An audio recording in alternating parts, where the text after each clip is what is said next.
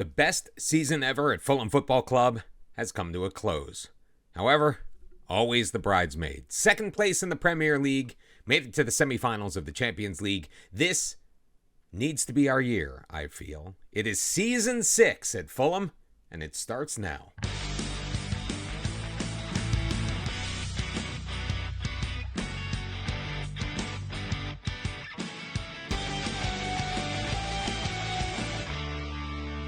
And welcome back, one and all, to episode number 93 of Bottom to the Top. How you doing? I am Mr. Cellophane, ready to recap the 2032-2033 season at Fulham Football Club, the 10th of our Journeyman career, and easily the most successful by far. No trophies to speak of, as we mentioned in the intro. Second place in the Premier League, semifinals of the Champions League.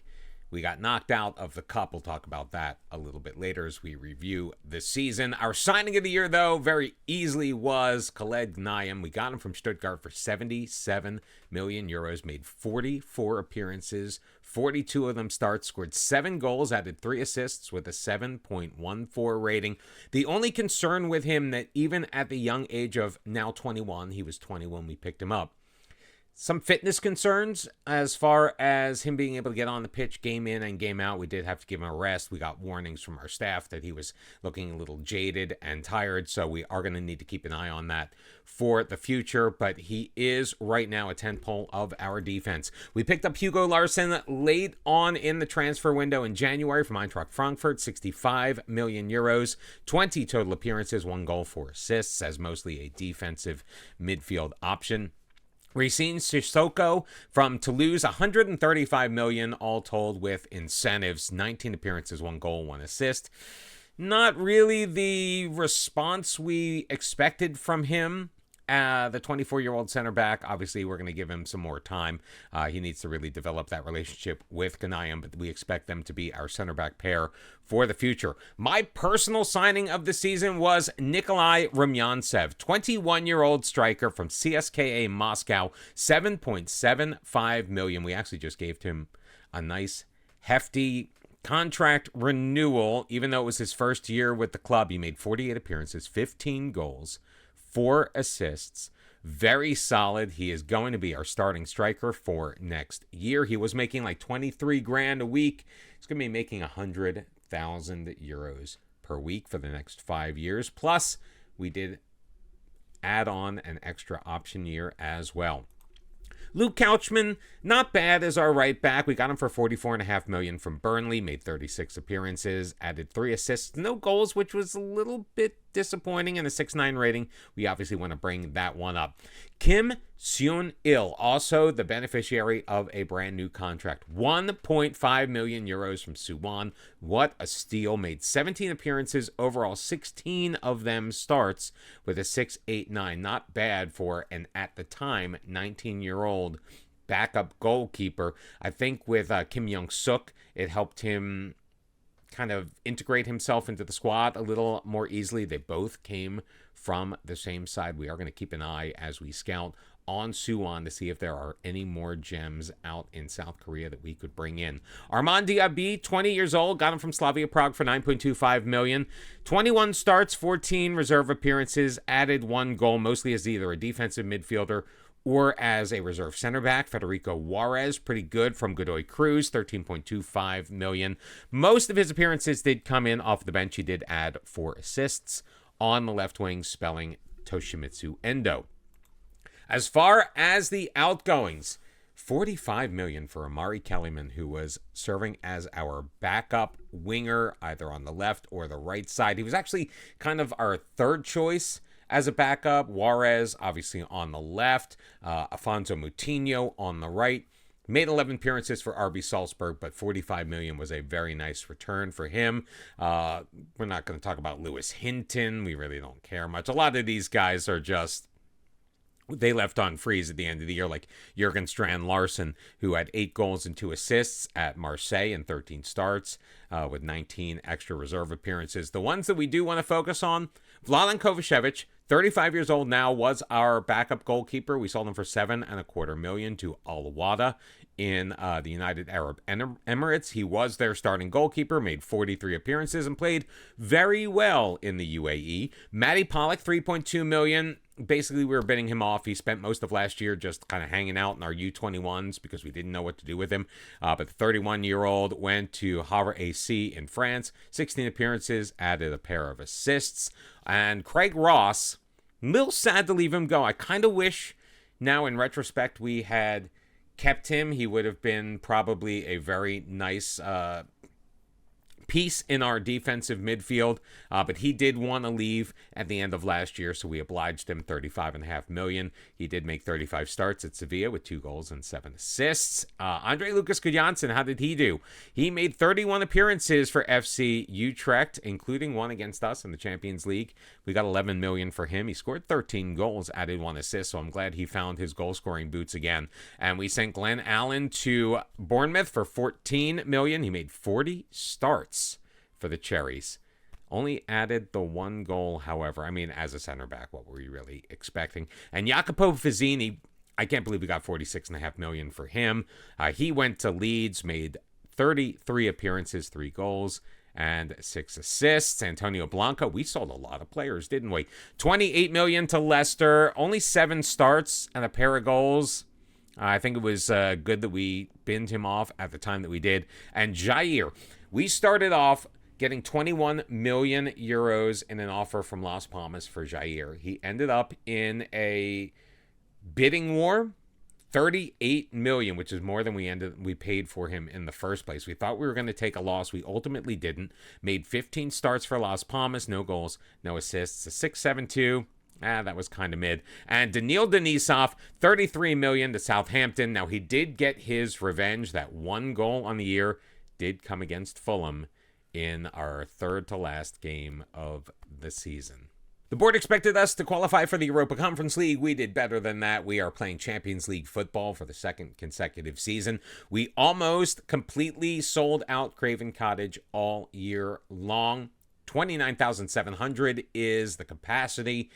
We ended up selling an average of 29,463 tickets. Finished in 2nd place. We did lose that match to Southampton, which was 3 points we could have used, but we still would have fallen 2 behind City when all is said and done. So we are firmly entrenched in 2nd place, hoping to make a title run for next year. Now, we are going to look to bolster the squad. We'll talk more about that later in this transfer episode. However, a very, very, very good season for us in the league, as well as the Champions League. We got knocked out by Real Madrid in the semifinal. Literally a last-second goal by Vinny Jr. did us in, but we beat Ferencváros. We tied Ferencváros. We beat Young Boys. We beat Napoli. We beat Utrecht. We beat Sporting Braga. We beat Atleti not once, but twice, because they were our final match in the group stage, and then we met up with them in the round of 16. We knocked off AC Milan, coming back from a 2-0 deficit from the away leg to win 3-0 at home. Then we drew Real Madrid at home, and that is ultimately what did us in, because they ended up beating, it says 0-0, but they beat us 1-0 in extra time in the 121st minute. FA Cup was not too bad. We made it to the quarterfinal. We got knocked out by Manchester United. You saw that a couple of episodes ago, a 1-0 match. Carabao Cup was not as good for us. We got eliminated in our first match in the 3rd round against Tottenham Hotspur. Again, that came in... Did that come in extra time or penalties? I really do not remember. I guess I could look at it right now, but it's really not all that important. We ended up getting our revenge on Tottenham a little bit later on, and we were the runner-up in the FA Community Shield, losing to Arsenal 1-0 at Wembley, the same team that we had beaten in the FA Cup the year before. Our biggest win was 6-0 against Brentford on the road. Pair of goals from Guerrero, pair of goals from Yantsev. Kim Young-suk added 1 at the end of the match. Gnayem with the penalty. I think that was his first goal for the team as well. In the Champions League, our match to remember was a 4-1 victory over Napoli. Do you remember Marco Morales? Oh, we didn't even see him. Oh, because he's out on loan. That's why. Hopefully his... optional purchase clause gets executed. I think it's worth about 110 million euros. We'll see. If it doesn't, we're just going to try to resell him again. If you remember, he ran into a little bit of trouble a couple of times this year by going out late to nightclubs and then not showing up to training. So we decided he's gone. So even though we have 110 million in the transfer budget, that may balloon. Are we going to spend it? I don't know what we're going to spend it on. And the goal of the season came in the FA Cup against Notts County.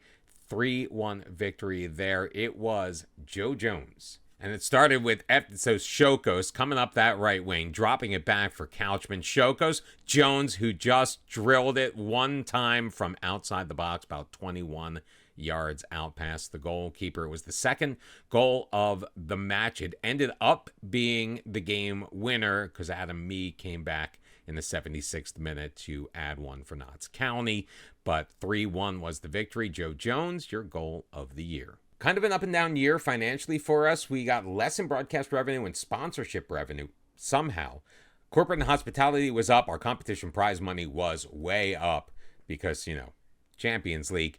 Also, our matchday commercial went up. We sold 46,995 shirts. The biggest one, Toshimitsu Endo, was our top seller. Tom Burford dropping into the number 2 slot. Federico Guerrero up there. Larson, we kind of brought Larson in because we knew he was going to sell some merchandise, and he did not disappoint. And Kim Young-suk's number 20, also rounding out the top 5. He is going to factor in, I think, in the squad a lot more in this coming year. How did we line up in our 4-4-3? It was Nicholas Shavlina getting the most starts in goal as our starter. A back 4 of Alex Guest, Marvin Akahomen with a 7.07. Pretty impressive. Now, he did play most of the year before we brought Sissoko in, so he did come by that honestly. Khaled Ghanayem next to him, along with Luke Couchman. Joe Jones at the base of the midfield. Now, Jones could be one of those players that we move on. Very good, very solid, a 704 rating, 3 goals, 2 assists. He made 32 starts for us. However, I believe he's 25 years old now, and I'm not saying that he's old, but with Larson coming in as the kind of head and shoulders starter in the January transfer window, I don't know how well Joe Jones is going to acclimate himself to a reserve role. He may want to move on, so we may oblige him if that happens. We always do have Kim Young-suk. Tom Burford, obviously, in the midfield as well. He started most of our matches. 37. He was out for injured for a bit in the middle there. Toshimitsu Endo, our best left wing. Federico Guerrero on the right-hand side. And Nikolai Rumyantsev, no shock, as the striker in our best 11. We did manage 2 Manager of the Month awards, and we pulled down the Premier League Manager of the Year. We're already in the Greek Hall of Fame. We are working towards having a stellar career. The Fans Player of the Season was Alex Guest. The Young Player of the Year was Khaled Ghanayem. We already know he was the signing of the season. Our top goal scorer, Nikolai Rumyantsev with 15. Federico Guerrero with 10 assists. 5 Man of the Match awards for Ghanayem led the way. Also, he had the highest average rating at 7.1. Racine Sissoko, the highest ever transfer fee paid, 99.12 million euros. No competition awards, unfortunately, for any of the Fulham squad. Although Alex Guest did make his way onto the Team of the Year, we did note right before this came on, which is kind of strange. So Alex Guest, we'll get to him a little bit, but very briefly, I was thinking that maybe he was a player that we move on. We look to upgrade at that left back position. He's very good. He's popular. That's the problem. He doesn't want to sign a new contract. His contract expires at the end of 2035. But he also wants to move on to a bigger club. He's feeling like maybe Fulham isn't his final destination. And looking at the list of clubs that want him, I can certainly see why he could have that in his head. Arsenal, Burnley, Leicester, Liverpool, Man U, Newcastle in the Premier League, PSG, Rennes, and Barcelona all possibly looking into his services. He's already making $87,000 a week, 25 years old. We really don't have an heir apparent because we're already looking to move on from Harvey Vale as the backup. So we're going to have to probably do a bit of shopping for a left back this year because I don't know if Alex Guest is going to want to stick around. Our season expectations are out, and there is something very interesting on this list which we will get to in just a moment. Something that I almost didn't notice. I was scrolling all the way down to see what they wanted us to do for this season, and it caught my eye, and we'll talk about that last. They still want us to continue to try to develop the best youth system in the world. We are trying. We are 20s all across the board in our facilities, as well as develop the best youth system in the country. They want us to be competitive in the Champions League. I think we should be able to do that, as well as qualify for the Champions League again and win a domestic cup. We've already done that. We're going to try to do it again, but we have a lot of things we need to focus on because by the end of next year, they want us to challenge for the Premier League title. And oh, by the way, in 2035-36, win the Premier League and then continue to win the Premier League while signing high reputation players. That is a new requirement as well. But the thing that I did notice that I would like to bring your attention to right now, informational objectives, build a new stadium. The board have plans to build a new stadium. That is in progress. How far in progress? I have absolutely no idea. We have not yet gotten informed of this. This is the first we're hearing about it. So we've had our end of year team meeting. Didn't go as well as I would have thought, surprisingly, although the team is still dynamically very strong. Our training camp destination has been selected. Apparently, we're going to China. Oh, and well, that didn't take long. The board have announced plans to build a new stadium and are in the process of searching for suitable sites and possible investors. The main reason behind the decision was that the Cottagers need to accommodate a bigger crowd due to the high demand of tickets for their home matches at Craven Cottage, which, as we've mentioned many, many times, only seats 29,700, and we basically filled the place almost every match.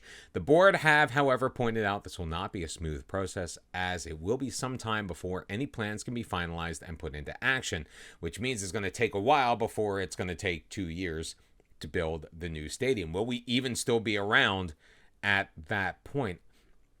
Something that I posited in the comments of yesterday's video was that I expect with the success that we've been seeing, there is a good chance that this year we may be offered, especially if we can continue that success and we're challenging at the top of the Premier League and doing well in the Champions League, there's a very good chance we may be offered jobs outside of England at some of the bigger clubs out there. And we may need to take them because, you know, with 29,700, we have been given nice budgets. We have not been limited by being at Fulham, but we are still limited by the fact that it is Fulham. And when players like Alex Guest, who helped lead us to the Champions League semifinal and second place in the Premier League, are saying, well, I want a bigger club, it just shows that Fulham is not quite as big a club as we need to be. And is that really our responsibility to keep building? We'll see. Kim Seon-il did get his work permit, the 20-year-old goalkeeper, now making $50,000 a week. He's tied down for the next 5 years, as is Nikolai Rumyantsev, with an extra 1-year optional extension for both of them. Not only does Kim Seon-il have a 1-year optional extension, but we also tacked on a 1-year extension if we avoid relegation in the final season of his contract and he plays 15 matches. I mean, honestly, if he doesn't, after 6 years, play 15 matches, then we probably don't want to have him around anyway. So 2 of our quality youngsters have been tied up for a very long time. After knocking us out in the quarterfinals, Man U made it all the way to the finals of the FA Cup, where they were defeated in extra time 2-1 by West Ham in the Championship. Now West Ham is coming back up. They will be in the Premier League again next season, as well as the Europa League. One of these things is not like the other. Marco Morales helped Wolfsburg win the DFB Pokal. Tony Soirée helped Monaco win the Coupe de France. Matthew Murray couldn't keep Blackburn from getting relegated from the Championship. So before we dive into actually trying to bring players in, we're going to take a look at our squad, and our obvious spot of weakness is at the left wing back. And the reason I say that is Alex Guest is making more and more grumblings about moving to a bigger side. Keeping him here is going to be very difficult. Harvey Vale, he's getting a little bit older. He's okay, but he is not a starting wing back on this side at this point. And I think he's going to want more money. I think he's got 1 year left on his contract. We could just see it out, or we could cash in on some value right now. We did get an offer from Las Palmas for $16.5 million. We paid $11.5 million for him, so it would be a profit. He didn't want to go to Las Palmas. The transfer window isn't open yet, so if we accepted that offer, we might get stuck with it if Las Palmas were able to convince him. I think once the transfer window opens, we'll be able to get a more serious offer, maybe start a little bit of bidding war and get as much for Harvey Vale as humanly possible. Neil Coulter is not the solution. He was out on loan for the past year. We are not planning on keeping him around. Khaled Ghanayem, Racine Sissoko are going to be our center backs. Bichi Abu, Akahoman does want a new contract. We'd kind of promised him that we were going to talk to him about it. We haven't yet. He may want a little bit too much money for a backup role, so we have not yet made a decision on that. Although time is ticking, we have less than 2 weeks to figure something out there. Luke Couchman, very good on the right-hand side, only 22 years old. He still has some room to grow. Ivan Fresneda has been a very, very, very solid and capable backup. Hopefully we can keep both of them in place. Joe Jones is leading the way as far as our scouts and our recruitment team are concerned as our deep-lying playmaker. However, as we talked about a little bit earlier, will he accept a potential backup role? I want to see a larger role for Kim Young-suk. Now that he's 21, he still has a little bit of developing he may be able to do. He was very, very good for us before we brought in Hugo Larson. We brought in Hugo just to boost sales, get the reputation up, and try to make that final push in the Champions League. It was not an indictment of Kim Young-suk. It was not an indictment of Tom Burford or Joe Jones. We just wanted to make sure that we had more solid options in the midfield. Up front, Federico Guerrero, Toshimitsu Endo are our top two wingers. Endo probably best suited on the left-hand side, although he can play on the right. Guerrero suited for both. Tom Burford can play up there as well, and we're actually pretty deep in those positions. Eftisos Shokos with an option as a youngster coming in. We also have Afonso Moutinho, who you'll see is number 3 on the right-hand side. He's also right now going to be our backup striker. We took out Emmanuel Omega. Emmanuel Omega we do not plan on having for another season. He's kind of expensive. He's getting a little bit older. I think he's north of 30 now, maybe 31. It may be time to cash in on Omega. Tony Suarez spent the last half of last year out on loan. He's got a tremendous amount of value. He's currently valued at, I think, 93 million euros. And while I would love to have him in there, I think he just wants too much playing time. Rumyantsev, as of right now, is our guy up front.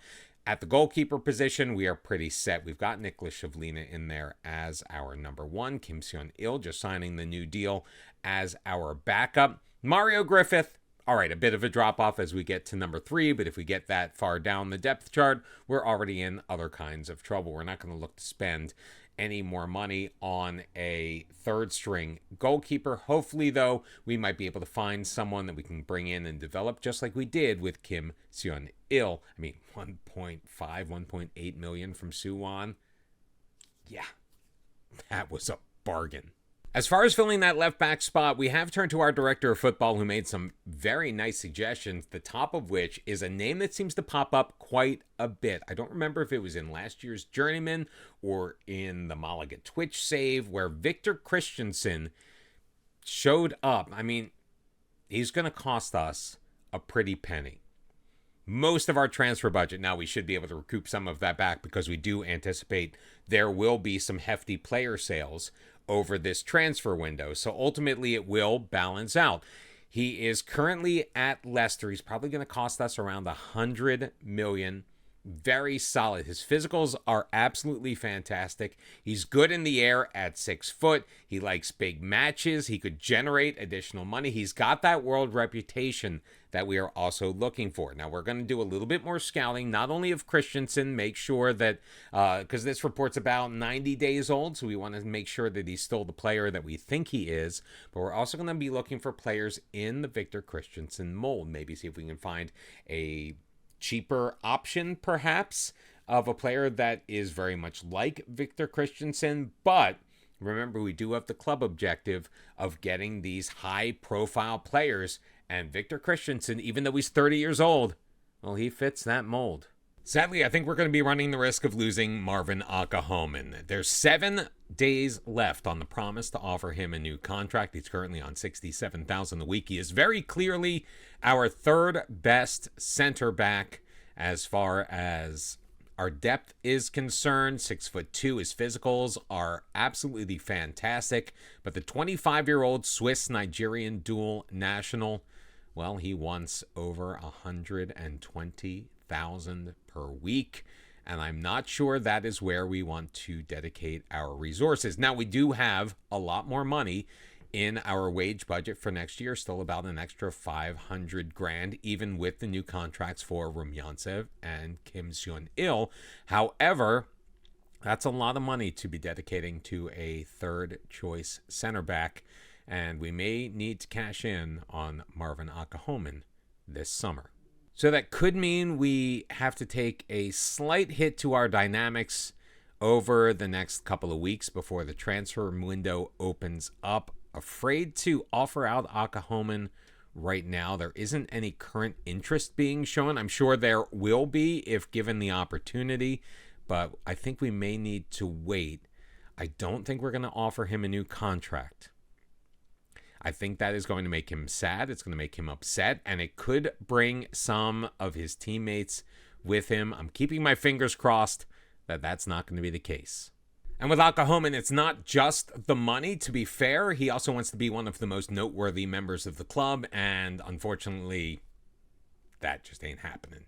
The Champions League has come to its natural conclusion. Real Madrid ending up as 2033 UEFA Champions League champions, knocking off Juventus. Fulham were named the biggest overachievers. It was a competition to remember for Fulham, who thrilled everyone with their performances in reaching the semi-final before losing to the eventual champions. And less than 24 hours later, Thomas Tuchel, the manager of Real Madrid, has left the building. He's going to be joining Manchester United as he returns triumphantly to the Premier League as Champions League champions. Real Madrid, now that's an interesting job to have open.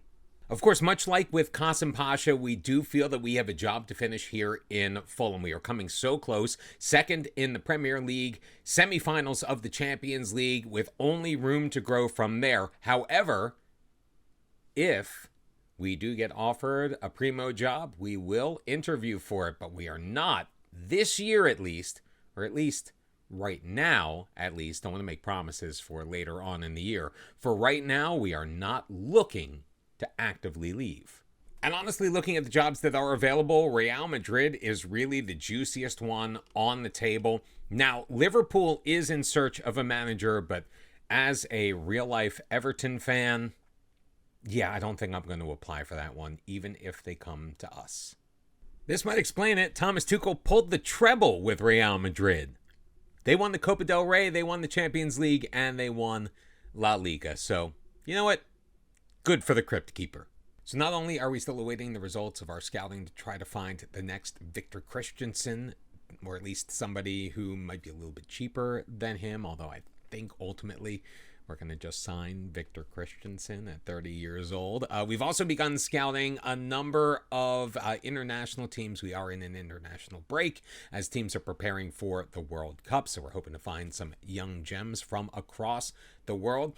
Really focusing on CONCACAF this year, but also some of the European tournaments as the U20s have been in action. So scouting the young players there, hopefully getting some guys in that maybe can become homegrown at club, just like Toshimitsu Endo and Kim Young-suk are about to be at the end of the month of June, which is going to be huge for us in next year's Champions League registration. In the meantime, we have offloaded just a couple of young players who really we didn't factor in the future of our squad because, for example, Ricardo Herrera cannot play a lick of defense, and we do rely on our wingers having at least some defensive responsibility. So Ricardo Herrera is on his way to Southampton.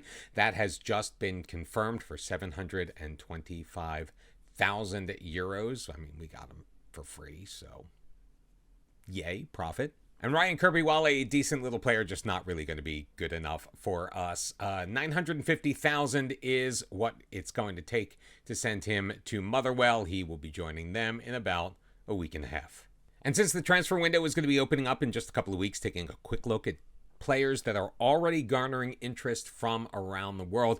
Ahmet Kukoc Petreo going to the bottom of the list. He is going to be leaving on a free transfer. Just not really good enough. He spent the last year out on loan. The 23-year-old center back has absolutely no future at Fulham, so we are happy to see him leave.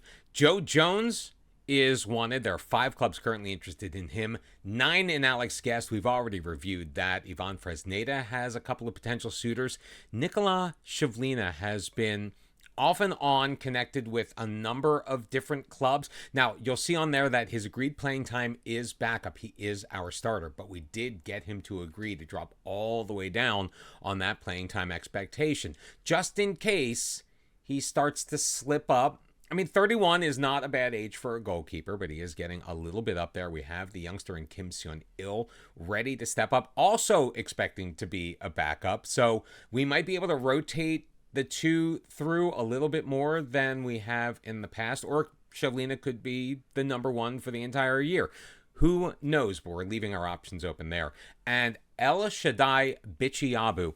5 clubs interested in him, currently our 4th choice center back. Now, we are happy to keep him. We have him signed through 2036. Yes, he's making 93,000 euros per week, which is a bit hefty for a backup center back, but he is very capable. He is very good in the air, and especially if Marvin Akahomen ends up moving on, then maybe Bichiabu stays. But if we can get a good offer for Bichiabu, we're talking numbers in like the 45 million range is what has been bandied about so far. So Bichiabu may also be on his way out the door, which means that we are going to be shopping for some reserve center backs as well. And I do love to see this. David Hines scored his first senior goal in the final match of the season. We did some heavy rotating against Leicester City. Almost picked up a second, but it was called back because of an offside. Well, the 19-year-old striker has made his first appearance, his first 3 actually, for the Austrian senior team, and he has just scored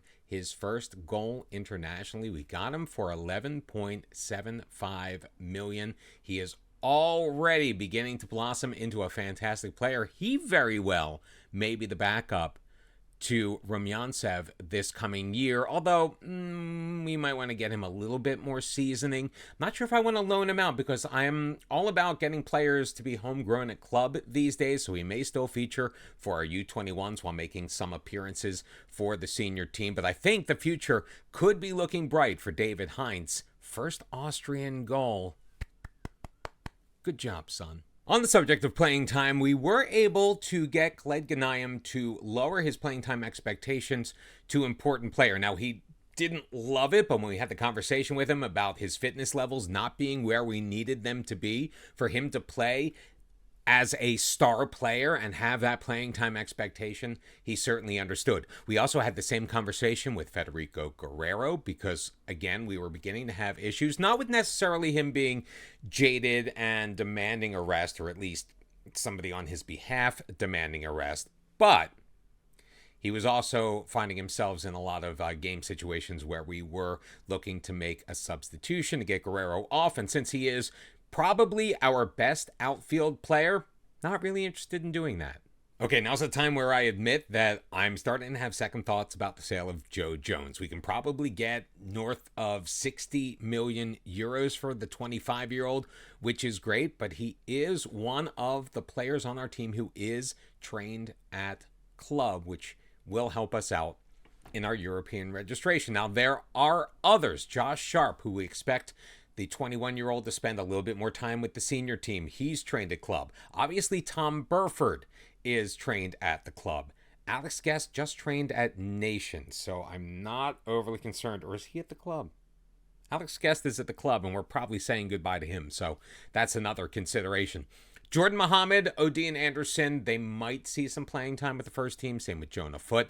Also, Toshimitsu Endo will be joining this group again in about 20 days or so. But something that we do need to strongly consider, are any of the players on this list good enough to make the side? That is still to be determined. Admittedly, this is a little frustrating. 19-year-old Gilad Kadori at Maccabi Petah Tikva in Israel has been showing up on our scouting list for quite some time. We did try to sign him last season, but we had already brought in 6 foreign U21 players, so the deal ended up getting canceled. So we went back in for him at our earliest opportunity, and so have Chelsea, Ipswich, Man U, Reading in the championship. We're not really worried about that. And FC Utrecht in the Eredivisie. Now, I'm not sure if that would be potentially a more attractive option. Now, we do have contract terms agreed to with the player. It's just a matter of getting the deal over the line. He is apparently extremely interested in joining us and looks forward to playing in the Premier League at Fulham. I think he likes the terms that we've come up with, but we'll see. Now that there are half dozen teams in the mix, you never know. And just in case you didn't get a look at him, again, 19 years old, coming in on decent wages, very naturally fit, great balance, acceleration pace, not too bad, good decision making, his vision's okay, love the work rate, his heading ability is fantastic, even though his jumping reach isn't so great. So if he does win the header, chances are pretty good he's going to find it on target. Finishing, dribbling, first touch, all pretty good as well, with room to grow. 5-star potential? Got to go with 5-star potential. And the fact that he's Israeli doesn't hurt because, we like to spread the wealth around. Mixed news on the Victor Christensen front. His value has come down a little bit. We thought it was going to be more than 100 million. 89 million, not bad. They have revised, our scouts that is, their opinion of his current ability. It has come down a little bit, but he's got the reputation that we are looking for. He's got the international experience. The spirited personality, not sure I love that. We've had some issues with spirited wingbacks in the past, but he's consistent. He's fast. He's got great stamina. He obviously matches the club vision objective, as we talked about, with the 4-star reputation. Likes big matches. He's versatile and, again, could generate additional revenue to help offset his cost, which is probably going to be fairly healthy. Right now, he's making $275,000 per week at Leicester City. We can afford that. Kind of. It is going to mean that Federico Guerrero is going to get yet another wage increase, which I'm okay with. He is a team leader. He is a goal scorer. He is a force to be reckoned with on the pitch. Just remembering that the more we give to Christensen, the more we have to give to Guerrero, which means the less we have for other people, unless and until we start making some moves out. And again, guess that means I may be looking at Joe Jones. We'll see. His asking price is a little bit high, according to our scouts. Let's see if we can maybe get a deal, but I think we are leaning towards just moving forward with Christensen, going for that big splash, and hoping beyond all hope it works out for the best. With the transfer window now open, the new Premier League season is getting ready to start. In fact, the preseason begins in 1 week's time. West Ham, Burnley, Reading, all prepared to join the Premier League for next year. West Ham already going to the Europa League, as we mentioned earlier, having won the FA Cup. And now is the perfect time to remind you to please make sure you hit the like button on this video. If you have not already subscribed to the channel, please help support us by doing so. You can do it right now, right below, or you can wait till the end. It's fine. It doesn't really matter when you do it. Just please do it. And I appreciate you taking your time to spend this time with us, because we have big transfer news. We have gotten an 83 million euro bid accepted for Victor Christensen. We do have to pay him 325,000 euros a week. God, I hope he is worth it. We need to keep the board happy, and we're making these big splashes. He is a fantastic physical player. He's, well, decent getting in the air, but that's not really super important. As a left wing back, pretty good with the ball. His crossing is absolutely much better than pretty much anybody that we have. Great determination, nice work rate. Overall, a very good player, and he's got a monster reputation, which we've already talked about, is huge for this club. He scored 4 goals in 88 appearances for Denmark, scored 10 in 339 games for Leicester City. Hopefully he can bring that talent right here, and we don't have an issue with his personality like we did with Daniil Denisov. If we do, well, that's a bridge we're just going to have to cross a little bit later on. Now that we have gotten this over the line, I would not be surprised if Alex Guest comes to us with a concern about his playing time. Knowing that Christensen is here pretty much means that Alex Guest's time at Fulham, well, it's coming to an end. But you know what? It's what he wants. And unsurprisingly, we talked about this earlier, Federico Guerrero has a new 325,000 euro a week contract. He's still with us for 3 more seasons. Now I'm starting to regret that highest earner clause, which we may need to find a way to work out of his contract. Although, when he signed it, he was the highest paid player on the squad. Obviously, not anymore. Well, he is, but isn't the highest signed. You know what I mean. Federico Guerrero matching the salary of Victor Christensen.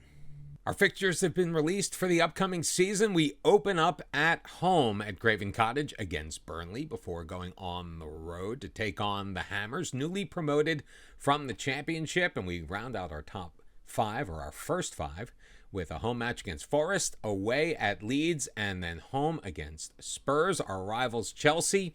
We will face off against them at Craven Cottage for the first time on November the 26th. We've got a Boxing Day matchup against Leicester City. Then we travel to Chelsea on April Fool's Day before wrapping up the season against Ipswich Town at home. Meanwhile, the new deals have kicked in for Kim Young-suk, Kim Seon-il, Nikolai Rumyantsev, and Toshimitsu Endo. So the young core of our team, well, they're going to be sticking around for a number of years. Add on to that Tom Burford, who was newly named captain. We did take the armband away from Nicholas Shivlina. He was okay with it. He may end up being our vice captain for all we know, but our coaching staff felt that Tom Burford was better suited. We expect him to be on the pitch. I don't think our coaches think Nicholas Shivlina is long to be our starting goalkeeper, and that responsibility may end up falling on Kim Seon-il sooner rather than later. That, though, is yet to be determined. Well, he's back. Wolfsburg did not exercise their option, so looks like we get a second opportunity to sell Marco Morales. He's got a ton of value. We bought him for $9.75 million. He's worth around $75. We do not have any interest in paying his $165,000 a week. He does not want to be here. He is listed as surplus to requirements simply because even though he is a very good player, he's a pain in the butt, and he does not deserve a spot in the Fulham squad. We are not going to let him drag down the rest of the team with his after-hours shenanigans. So the 22-year-old Mexican, 10 goals, 35 caps for his country, I get it. He's going to be on his way out the door. It's just a matter of how quickly and to whom. $60 million is the offer we got. We actually got 2 of them. One from Valencia, one from, of all teams, Wolfsburg. The bastards coming in for $40 million plus, less than they had originally agreed to in the loan contract. They did give us money during the course of the loan, so it's not all bad. We accepted Valencia's offer. We rejected Wolfsburg. We have offered Morales out again, this time for $63 million. Hopefully we can start a bidding war. There are 6 teams in total that are offering for him, or at least interested in him. One of them is Lazio. They want him on loan. They're probably going to be spending quite a bit of cash on the deal that we're hoping to get over the line that we'll tell you about once that happens. So they don't really have the financial power to pull off an offer for Marco Morales right now, but hopefully somebody else can, and we can get close to what we need to make Marco Morales and all of his trouble worthwhile. This is one of the most frustrating things as a football manager. 25-year-old Afonso Moutinho, who has been very solid for us, had value. We got him for $44.5 million. We got an offer for $73 million from AC Milan. We took it. We figured we could get a backup winger/striker for less money than the £135,000 a week that we're paying him. He rejected a contract from AC Milan. So it's back to the drawing board. Do we keep him? Probably. Great personality, great physicals, and he's fantastic on the ball, and he was key for us.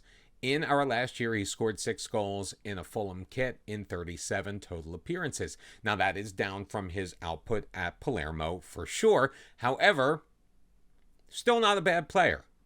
Would we like to move him on if we can get the money? Oh, you betcha.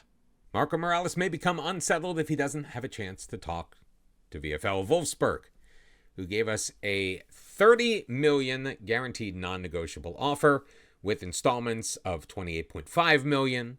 Another $3.5 million after 20 international appearances, which may not be difficult because he routinely makes the Mexico side. Total of $62 million. I do like the 20% percentage of profit from the next sale, should there be one, but they already had committed to potentially paying over $100 million for him. I know we're going to piss off Morales, but I don't care. We're rejecting this offer. This is more like it. $65 million from Wolfsburg. We're going to accept it, of course, because it's greater than the offer we already have on the table. However, we are going to continue to offer him out and see if we can bump that price up. $65 million for a player of Marco Morales' caliber. I guess the world knows his issues, and that could be drawing his value down. But he's 22 years old. He still has potential left. I think we should be able to get more money for him, considering he does have a current minimum fee release clause of 127 million euros. And call me petty, but I just got an offer for an interview to talk about Marco Morales scoring for his country, and I didn't pick up the phone. Don't really feel like saying nice things about him right now. Even though we are bringing in Christensen, we are still looking at additional options for depth at left back, which was probably our weakest position coming into the summer transfer window. We're keeping an eye on an 18-year-old Italian, Simeone Ferrari. Now, he's worth between 11 and 13.5 million. I feel like that has been drifting down a little bit, so we are going to continue to scout him. He's very consistent, makes very good decisions. He's got a nice brain on him. He's ambitious. While media-friendly, he's adaptable, so he would have probably not a lot of trouble moving to England, and he is incredibly athletic, very solid on the physical side. The mentals are very good. His tackling ability is also very, very good. He could use some work on the crossing and the dribbling and the ball movement on the left wing, but I think his defensive prowess, also standing at 6 foot, 169 pounds, that ain't half bad either. But with Alex Guest potentially moving on, even though we haven't gotten any offers for him, Harvey Vale probably moving on, even though we have not yet gotten any offers for him, we're going to keep Simeone Ferrari in the back of our minds. He could end up in the Fulham kit before the transfer window is up. Rumors are popping up that Ligue 1 side Rennes may be chasing a deal for Marco Morales. I will wait till they put their money where their mouth is. We have not yet seen a potential transfer come over for him, but we are, of course, keeping our options open for the Mexican. One offer already on the table and accepted from Wolfsburg, $65 million. Can we get more? That's the hope.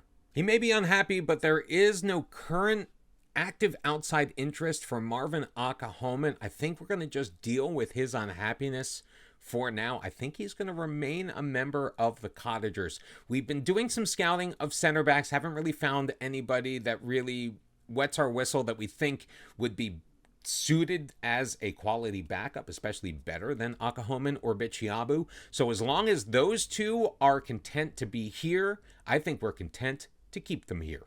Marco Morales has rejected the contract offer from Valencia. He has also Happy to stay at Fulham. He no longer wants to leave in order to join Valencia. Happy, you say? We'll see about that.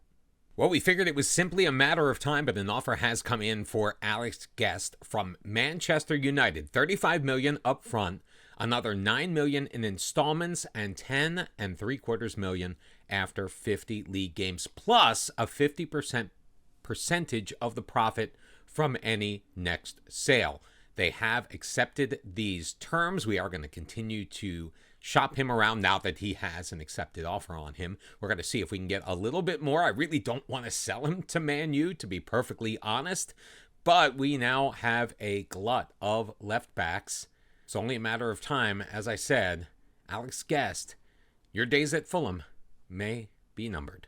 We have also accepted an offer on Zidkika Chandler, who was out on loan last year. He came back. We were hoping that we were going to sell him as part of that loan deal. Obviously, it did not happen. $19 million on the table. We'll see if we can get this one over the line as well. Honestly, we could probably use him as a backup to any of the advanced playmaking positions. However, never really loved him. So Zidkika Chandler, you can go. Meanwhile, we have accepted yet another offer from Napoli for Marco Morales, $68 million. Again, not really what we want. We are continuing to try to shop him around to see if there is any additional interest. Maybe have Wolfsburg come back in.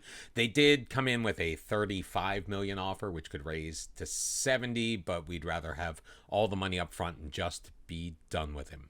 Speaking of players who can play all the advanced positions, well, Alfonso Moutinho probably should be on his way out because we have brought in Wilfried Yanto, the 29-year-old Italian Ivory Coast national, is a member of the Cottagers. We got him on a free. We're paying him $90,000 a week, which is still a lot of money for a backup, but less than Moutinho. So Moutinho, you're going to be shopped around just a little bit more. Still a lot of work to be done. Hopefully some of these deals can get over the finish line. We've got plenty of time left in the transfer window. Our training camp in China is well underway. And the start to the season, well, that's about 3 weeks out. Hopefully we've got more news to share as we get closer and closer. And we're looking to kick that season off again at home against Burnley.